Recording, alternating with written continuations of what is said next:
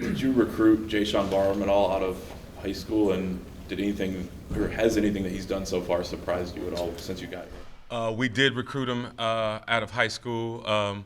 He was obviously on our radar the last time I was here. Obviously, high level kid, even coming out of high school, decided to stay home. But glad he's here.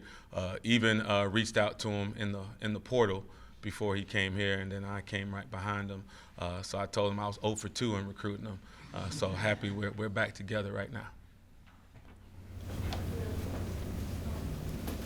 Noah, what have you seen from Texas? What does their offense want to do on the field? Big plays. Big plays. Obviously, they have a high-level quarterback in yours.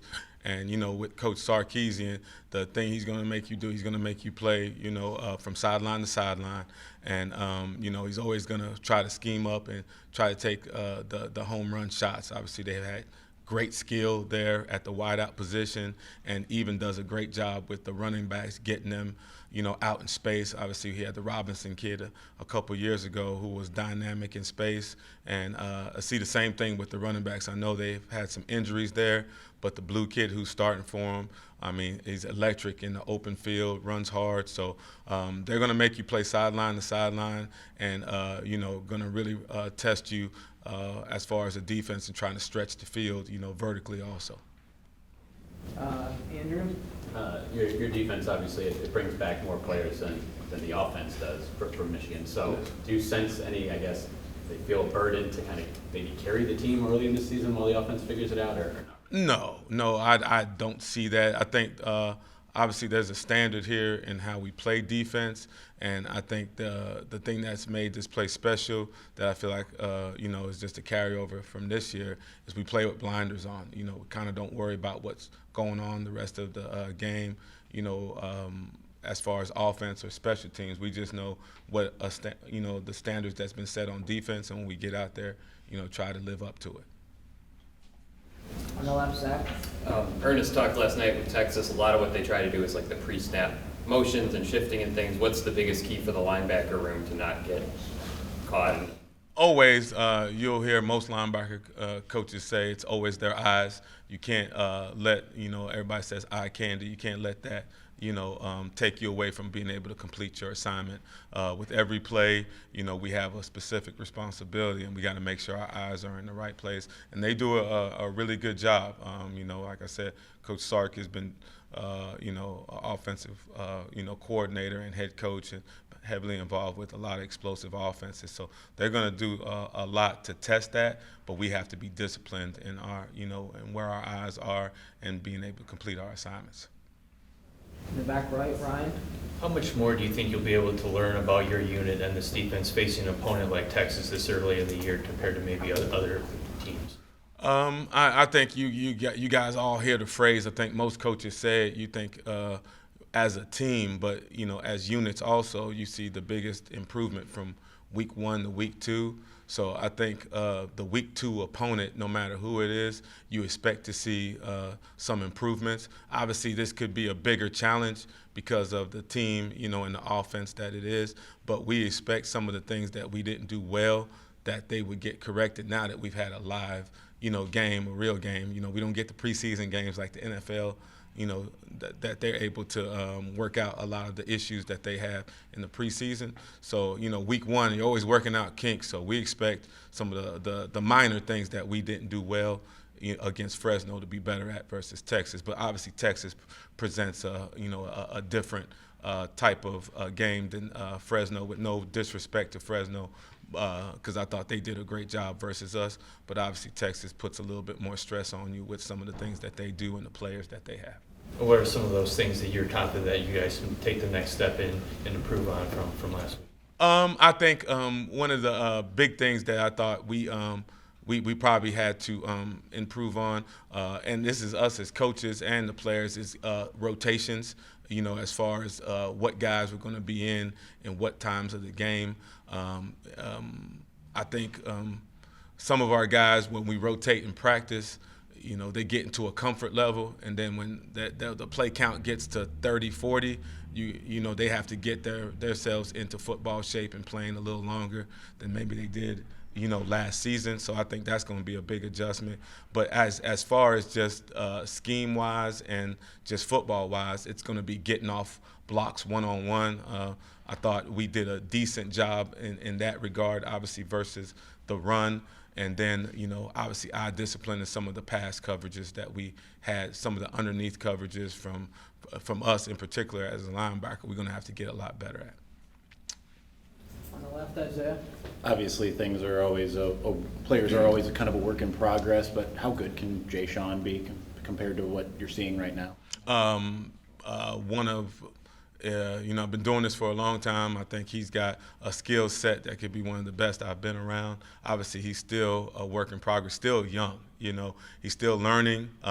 He has a great skill set as a pass rusher. Doesn't know how strong he is.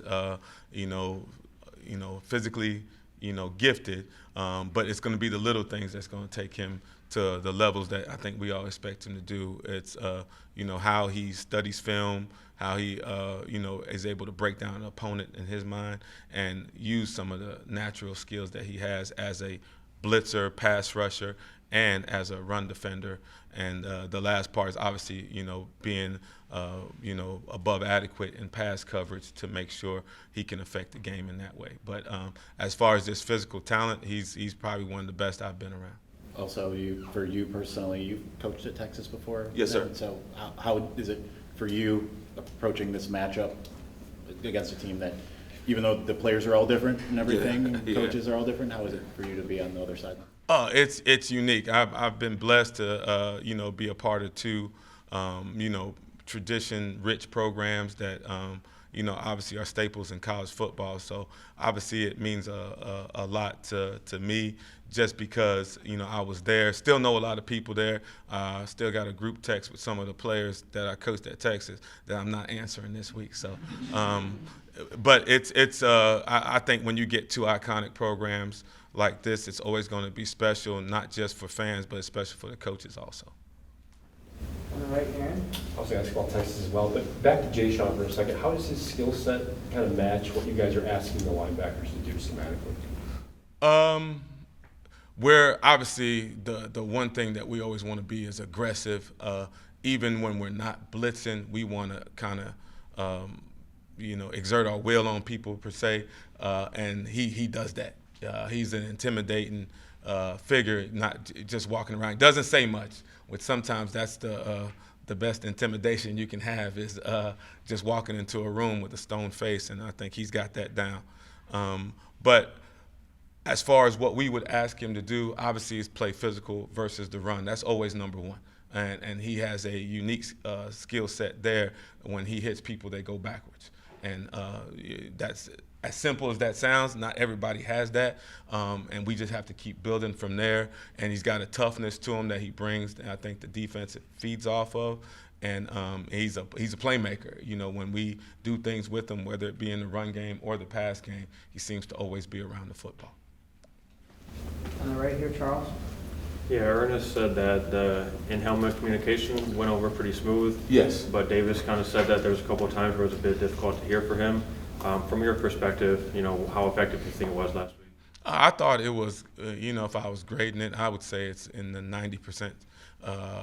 This was our first time too. It kind of goes back to that week 1 versus week 2, some of the corrections that we can make. I think it's as a program in whole, we're going to be better because I think Ernest did a really good job, but we have the benefit of also signaling. So if there was any issues, we were able to get those fixed. But I think this second week, now that we've got it done in the game, even with the iPads on the sideline, it's going to be so much smoother because we kind of got the trial run out of the way.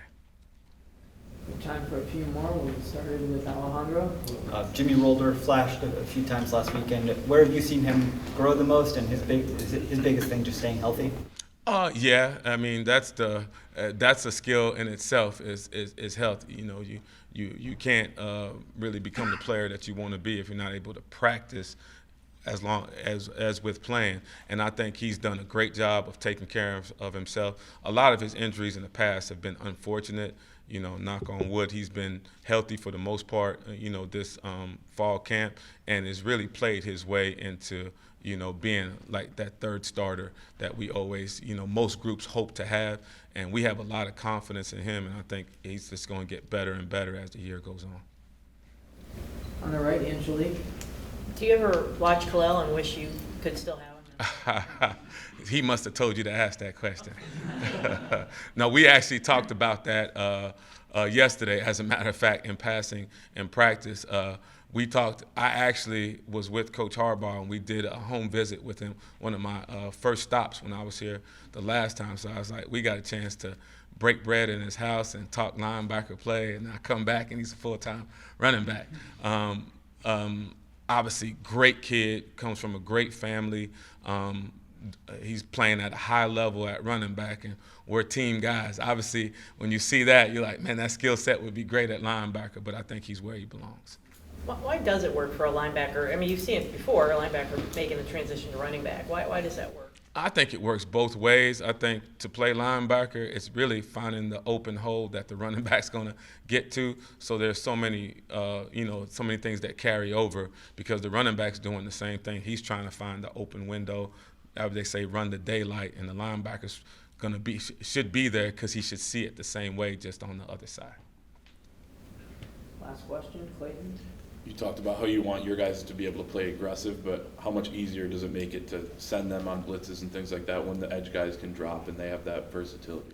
Oh, man, I think I always say our linebackers is what a blessing to have the front that we have, not just the edges who do a great job and really kind of set the tempo for what we do on defense, but blessed to have the interior guys that we have. Clears up a lot, and there's not as many guys that are coming down to block them. So not just with the blitz aspect, but just the run game aspect, man, they do a great job, I say, setting the table for us, and now we just have to be able to do our job. But our edges being able to drop in this package just enhances, what we can do on defense. But really, for linebackers, with their ability to drop, we have to be able to match it with consistency as blitzers because we're replacing them. We don't want to drop them and have a fall off in our production as blitzers. So that really helps us as far as linebackers to really concentrate and do special things as blitzers too. Because if you're not blitzing and you're not productive, that thing's going to change very fast. We'll be the ones dropping, and they'll be the ones rushing.